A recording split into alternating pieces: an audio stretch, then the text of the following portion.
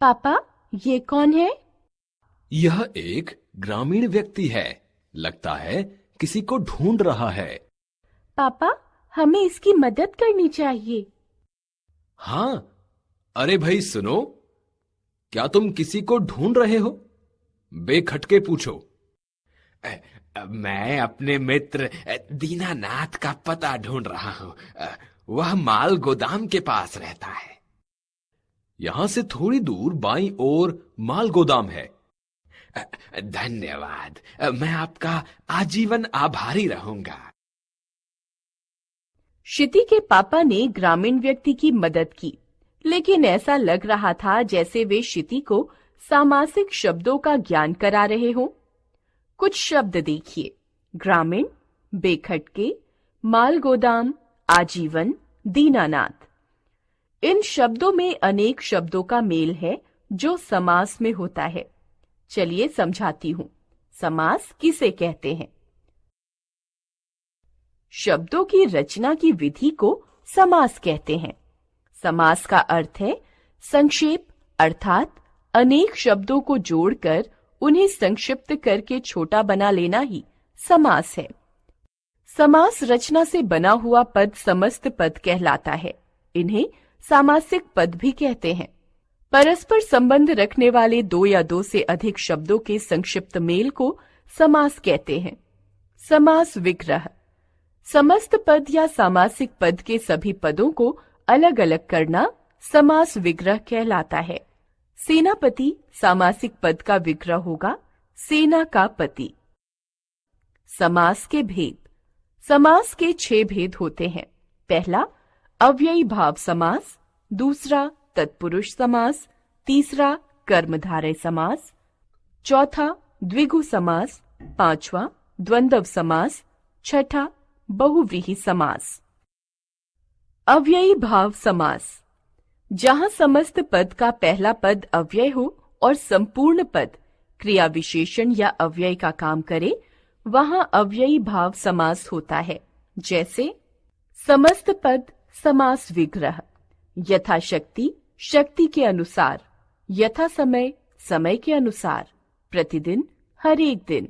आजन्म, जन्म से लेकर। भरपेट, पेट भरकर। रातों रात, रात ही रात में।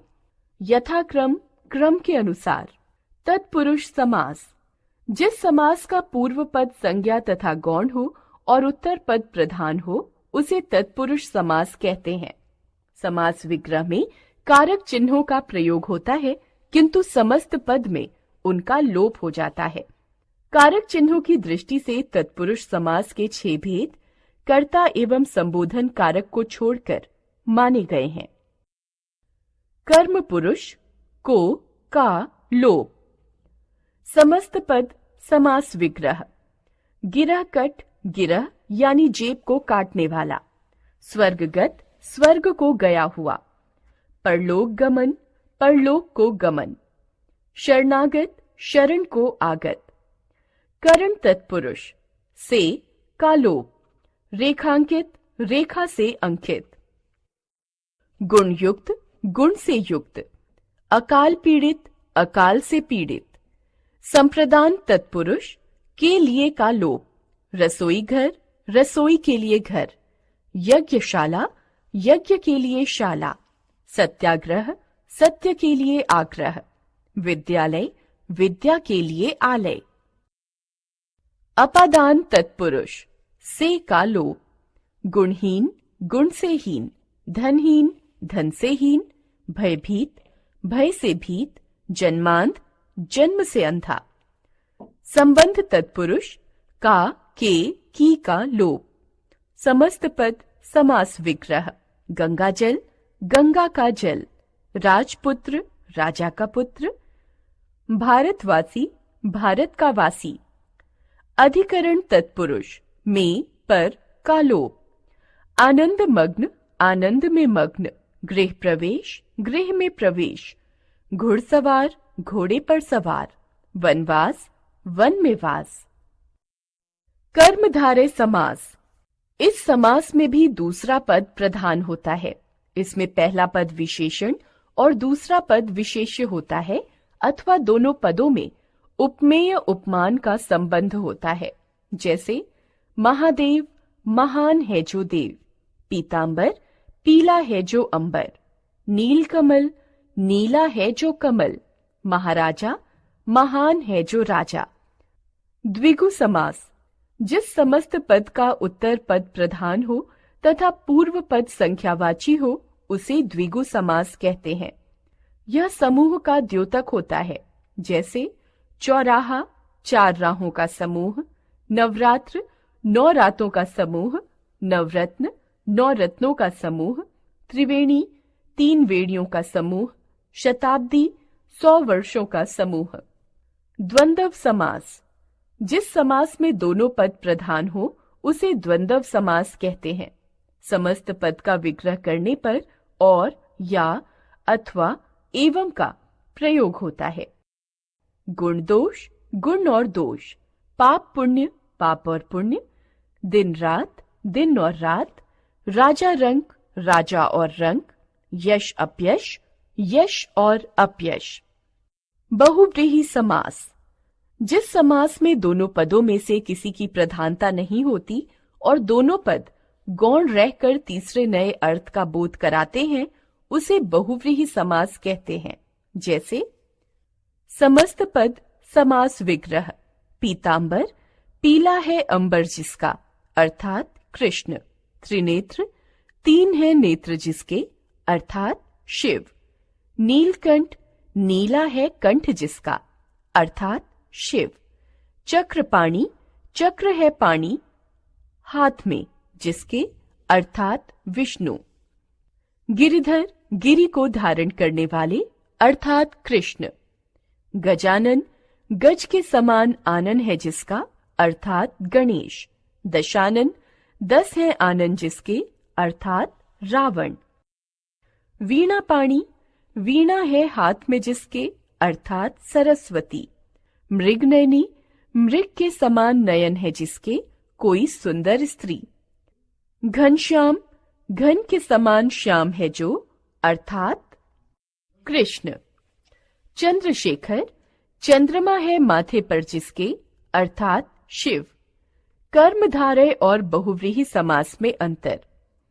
बहुत से शब्द बहुव्रीहि तथा कर्मधारय दोनों समासों के उदाहरण होते हैं। ऐसे शब्द बहुव्रीहि समास हैं या कर्मधारय, इस बात का निर्णय इनके विग्रह पर निर्भर करता है। समस्त पद का एक पद दूसरे पद का विशेषण हो या दोनों पदों में उपमेय उपमान का संबंध हो तो कर्मधारय समास होता है। दोनों पदों के मेल से कोई तीसरा या अन्य अर्थ प्रकट हो तो बहुव्रीहि समास होता है। जैसे पीतांबर पीत जमा अंबर, कर्मधारय समास। पीतांबर पीत यानी पीले हैं अंबर जिसके, अर्थात श्री कृष्ण, बहुव्रीहि समास। नीलकंठ नीला जमा कंठ, कर्मधारय समास। नीलकंठ नीला है कंठ जिसका, अर्थात शिव, बहुव्रीहि समास। द्विगु और बहुव्रीहि समास में अंतर। द्विगु समास में पहला पद संख्यावाचक विशेषण होता है और दूसरा पद विशेष्य, किंतु बहुव्रीहि समास में पूरा समस्त पद ही विशेषण का काम करता है और इसका विशेष्य कोई अन्य संज्ञा पद होता है। द्विगु और बहुव्रीहि समास में अंतर विग्रह करने पर ही स्पष्ट होता है। जैसे त्रिफला 3 फलों का समाहार, द्विगु समास। त्रिफला 3 फलों वाली एक औषधि, बहुव्रीहि समास। हमने सीखा 2 शब्दों या पदों को संक्षिप्त करके नया शब्द बनाने की प्रक्रिया को समास कहते हैं। समास प्रक्रिया से बनने वाले शब्द को समस्त पद कहते हैं। समास के 6 भेद हैं: अव्ययी भाव, तत्पुरुष, कर्मधारय, द्विगु, द्वंद्व और बहुव्रीहि। अव्ययी भाव समास में पहला पद अव्यय होता है। तत्पुरुष समास में उत्तर पद प्रधान होता है। कर्मधारय समास में दोनों पदों में विशेषण विशेष्य या उपमेय उपमान का संबंध होता है। द्विगु समास में पहला पद संख्यावाची होता है। द्वंद्व समास में दोनों पद प्रधान होते हैं। बहुव्रीहि समास में दोनों पद प्रधान होते हैं। बहुव्रीहि समास में दोनों पद गौण होते हैं और समस्त पद किसी अन्य अर्थ का बोध कराता